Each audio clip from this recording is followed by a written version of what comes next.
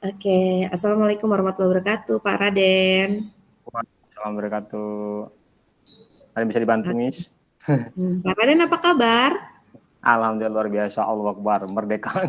Masya Allah, semangat sekali loh Pak Raden nih. Iya. Oke, Bapak, saya nerima WhatsApp dari Bapak kemarin. Bapak katanya Oh mau iya. ada masalah yang mau dibicarakan, ya Pak ya? Oh iya. Oh iya benar-benar. Sebenarnya banyak sih Iya. yang mesti dibicarakan sebenarnya, Miss. Oh, Masya Allah gitu.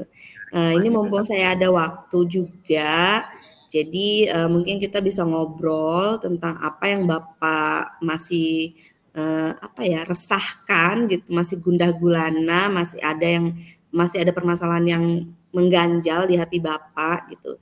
Jadi mungkin Iya. kita bisa mulai saja ya Pak ya.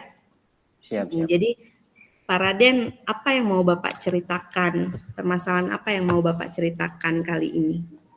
Iya, sebenarnya banyak hal ya, Miss, yang ingin saya ceritakan gitu ya. Apalagi ketemu orang yang super sibuk gitu ya, orang yang banyak ilmunya, saya pikir gitu ya, luar biasa Miss Kiki ini. Jam terbang sudah tinggi sekali gitu ya sebagai coach gitu ya. Tapi ini luar biasa saja meluangkan waktu dan alhamdulillah Miss Kiki bisa hadir hari ini. Pertama saya bersyukur dan berterima kasih atas waktunya sudah meluangkan waktu.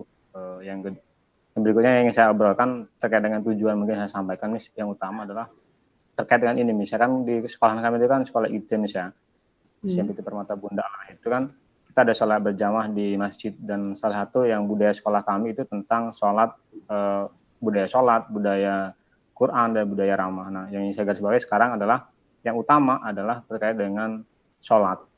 Nah, siswa-siswa kami ini kan sebenarnya sudah ada MPLS gitu ya dilakukan.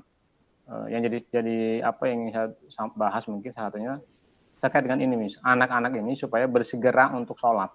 Kan ini misalnya sudah di masjid, sudah kita minta, ayo segera semuanya berdiri. Kemudian sudah komat nih, segera untuk berdiri. Nah, kadang-kadang anak ini beberapa ini masih duduk, masih ini harus dipanggil namanya, misalkan harus di ini. Karena ini seperti apa misalnya kira-kira? Itu Miss mungkin topik yang ingin dibahas mungkin yang utama. Karena soal ini kayaknya dibawa pertama kali dihisap oleh Miss gitu. Benar nggak Miss ya?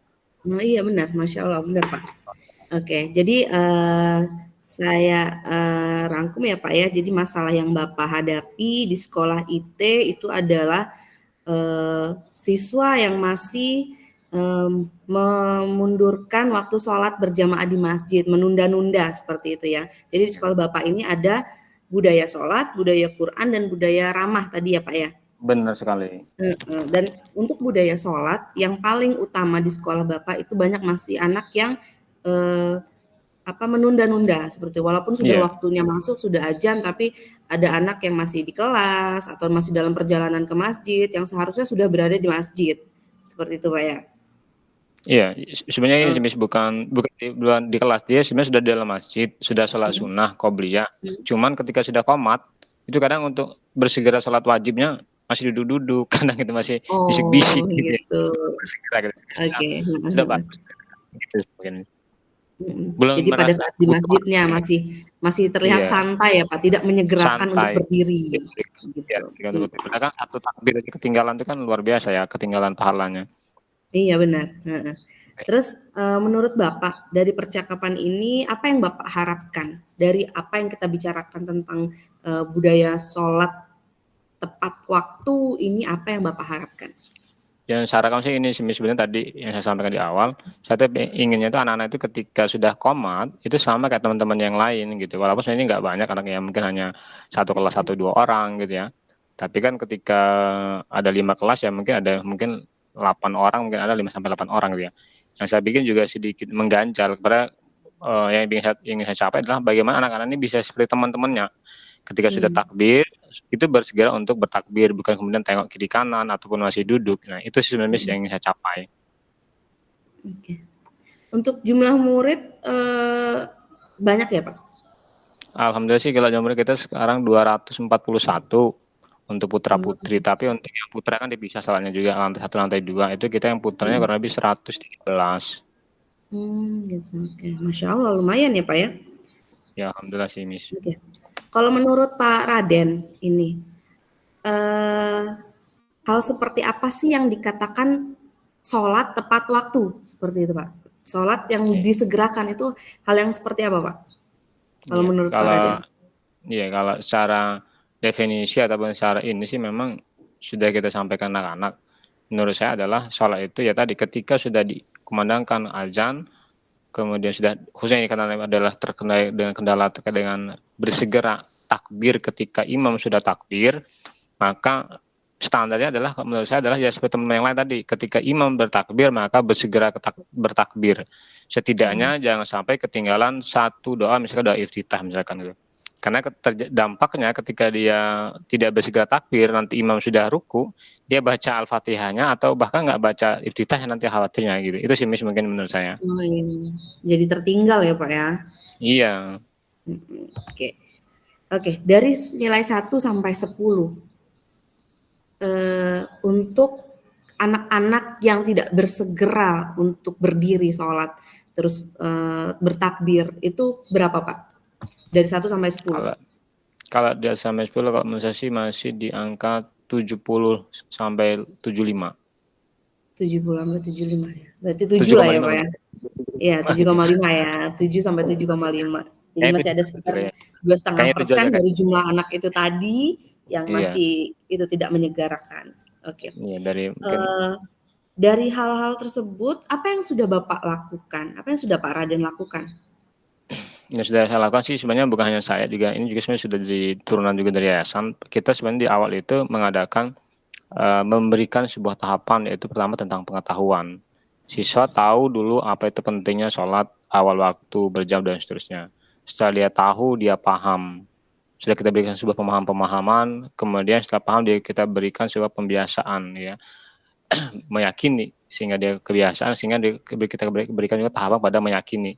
Nah, harapan kita tahapan itu kita berikan, dan itu sudah kita berikan saat MPLS di awal semester untuk memberikan penguatan-penguatan itu sebagai menjadi ini. Dan setelah itu juga sudah kita lakukan pendampingan selama MPLS. Kita kemarin khususnya di semester ini penguatan budaya sekolah ini kita 3 pekan MPLS-nya gitu kan. Jadi 3 pekan untuk MPLS benar penguatan alur budaya sekolah, daur ulang pendampingan termasuk juga praktek bacaan sholatnya, wudhu dan seterusnya gitu, sampai kita kawal seperti itu gitu. Dan harapan kita ya tadi tujuannya gitu ya, anak-anak bisa bersegera sholat, bukan hanya bacanya baik dan benar tapi juga bersegera sholat gitu ya, karena juga salah satu budaya sekolah yang kita tekankan kepada anak-anak kan, gitu. Itu sih tahap-tahap yang kita lakukan. Bahkan juga kita ada di majelis pagi di siswa itu sudah kita kuatkan kembali. Nah, kita juga ada kurikulum majelis pagi, kemudian ada refleksi di ketika sore hari ketika pulang. Dan ini juga sudah kita kuatkan kembali, terusnya saya juga wali kelas, saya juga tekankan juga kepada anak-anak di kelas masing-masing gitu ya. Dan pun kita sebenarnya juga sudah melakukan tahapan duduknya melingkar dan tidak menggunakan kursi. Jadi duduknya itu kayak seperti orang halakoh Quran gitu ya. Duduk di lantai, karena lantainya keramik gitu yang bersih, duduk bersama-sama sehingga semua wajah itu terlihat. Secara nggak langsung itu sudah lingkaran hati seperti itu, sehingga semua, karena kita kan kelas laki dan putranya kan putra dan putri dipisah. Dan wali kelasnya kan juga yang megang laki. Nah, ini sebenarnya sudah kita lakukan. Sudah sejauh itu kita lakukan untuk tahap-tahap. Cuma memang mungkin ada yang anak-anaknya memang mungkin tipikalnya tadi mungkin yang seperti kita bicarakan sebelumnya, mungkin tipe anak-anaknya ataupun dari latar belakang yang lainnya seperti itu sih sebenarnya bertahap-tahap sudah kita lakukan. Oke, Masya Allah. Sebenarnya tahapannya sudah tepat ya Pak ya, dimulai dari pada saat MPLS saja 3 minggu loh, itu sangat lama sekali loh, beda dari sekolah-sekolah yang lain. Kemudian dilakukan juga memberikan pengetahuan tentang sholat tepat waktu, kemudian tata cara berwudu yang benar, bacaan-bacaan sholat. Kemudian dari pemahaman itu terwujud pembiasaan dan keyakinan dari anak-anak itu sendiri. Sebenarnya tahapannya sudah benar dan ya memang namanya anak-anak ya berbeda-beda ya Pak ya, kita harus memaklumi itu sebenarnya. Cuma tetap apa yang dilakukan oleh Pak Raden itu merupakan hal yang sangat luar biasa seperti itu. Oke. Dari rencana tadi itu rencana-rencana yang Bapak solusi-solusi yang Bapak hadirkan tadi itu kan sudah dibuat atau belum Bapak? Sudah dilaksanakan atau belum? Sudah diaksikan atau belum? Kalau yang saya sampaikan itu sudah dilakukan semua. Mungkin ini saya juga tetap terus belajar dan selalu mencari informasi dan melakukan yang akan coba saya lakukan terus-menerus adalah terkait dengan rencana pendekatan secara personal. Ini juga coba saya lakukan pendekatan personal dan saya coba mengawasi. Contoh ketika misalkan sholat Jumat, Kalau sholat Jumat ini kan nggak mungkin saya menegur atau memanggil ataupun bahkan menggunakan istilah pun tidak boleh, supaya tidak sia-sia sholat Jumat saya, dan anak-anak juga kita berikan pemahaman seperti itu. Nah, maka rencana saya adalah saat ini dan untuk ke depan itu tentang pendekatan personal. Jadi anak-anak itu coba saya lihat ketika, karena sudah SMP, alhamdulillah anak itu ketika saya lihat itu mereka sudah mulai udah paham, oh ini dilatih Pak Raden nih, gitu. Akhirnya mereka sudah mulai menyadari itu, berhenti. Kemudian yang berikutnya coba saat itu juga saya berikan sebuah ini rencana satu lagi, dan ini sudah saya lakukan sebenarnya, ini coba saya lanjutkan kembali terkait dengan saya berikan sebuah peringatan. Jadi kalau dia satu kali hari ini saya kasih peringatan, saya panggil dan saya kasih ingatkan. Kedua kali akan saya minta untuk ingatkan kembali dan saya kasih konsekuensi dengan kesepakatan kelas atau kesepakatan aturan sekolah yang sudah dibuat. Jadi biasanya karena kami juga ada duta ibadah di sekolah gitu ya, untuk mengingatkan teman-temannya untuk di masjid tetap SOP sesuai dengan SOP-nya, SO ya, saya operation tidak berbicara saat di masjid kecuali zikir dan tilawah misalkan. Ini saya akan coba buat itu, dan coba saya selama ini saya juga sudah diberikan juga dari manajemen terkait dengan buku aktivitas siswa. Nah, di sana saya coba menuliskan rekam jejaknya. Saya coba tulis anak ini ketika ini salah satu kontrol saya supaya tidak terlewat. Nah, itu coba ini rencana saya lakukan pendekatan secara personal. Yang kedua adalah saya coba mulai monitoring dia, coba saya pantau terus terkait dengan anak ini, kenapa sebenarnya gitu. Kendalanya di mana gitu ya. Itu sih sebenarnya rencana saya. Dari solusi yang Bapak buat tadi kan ada yang baru akan Bapak lakukan ya, kayak misalnya peringatan, kemudian memberikan mengingatkan kembali dan konsekuensi. Itu kira-kira apa Pak akan dilakukan? Ya, rencana saya ini kan anak-anak kan lagi SAS. Karena memang kalau SAS ini biasanya di majelis pagi itu nggak ada, karena anak-anak langsung sholat duha, baru hafalan Al-Quran, baru langsung masuk ke kelas. Sehingga tidak ada majelis pagi selama SAS pekan ini. Nah, jadi saya harapkan adalah pekan depan. Jadi pekan depan sama mungkin di tanggal, sekarang kan tanggal 27 kemarin mulai SAS-nya, maka nanti di pekan depan itu berarti tanggal 4 ya, tanggal 4 ya, Pak? Senin. Ya, Senin 4 Desember 2023. 2023 Mas ya. 2023 benar Bapak. Ya. Oke. Tahun depan. Jadi itu bentuk komitmen Bapak ya, akan melaksanakan kegiatan tadi, bentuk peringatan, kemudian diingatkan kembali anak-anak akan pentingnya sholat pada waktu itu. Kemudian jika masih ada yang belum melakukan itu, akan ada konsekuensinya. Kemudian Bapak juga akan pegang buku aktivitas siswa ya Pak ya?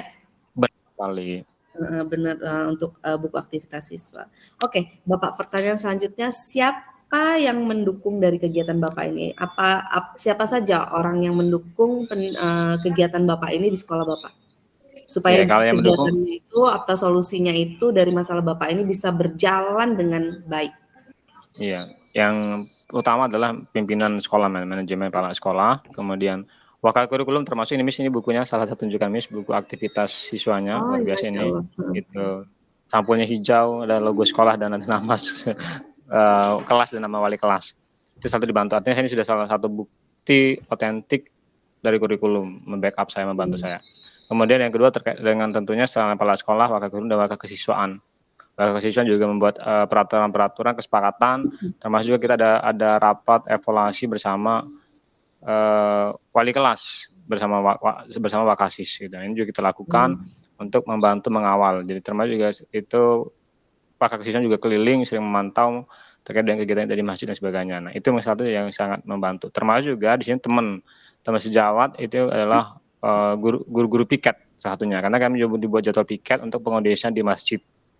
Sama-sama untuk memantau terkait dengan siswa nantinya kan gitu.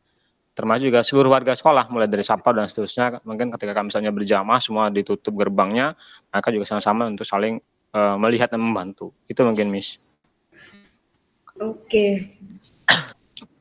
Oke, yang mendukung kegiatan Bapak sangat banyak sekali ya, dan itu semua merupakan kekuatan luar biasa Miss. Stakeholder sekolah semua ya Pak ya, warga sekolah semua.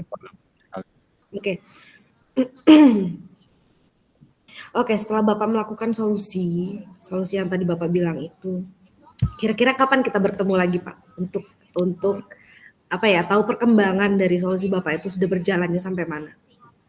Ya, karena ini kan setelah pekan ini SAS, pekan depan mungkin baru coba diterapkan. Maka setelah itu kan ini siswa libur biasanya kelas meeting juga kan.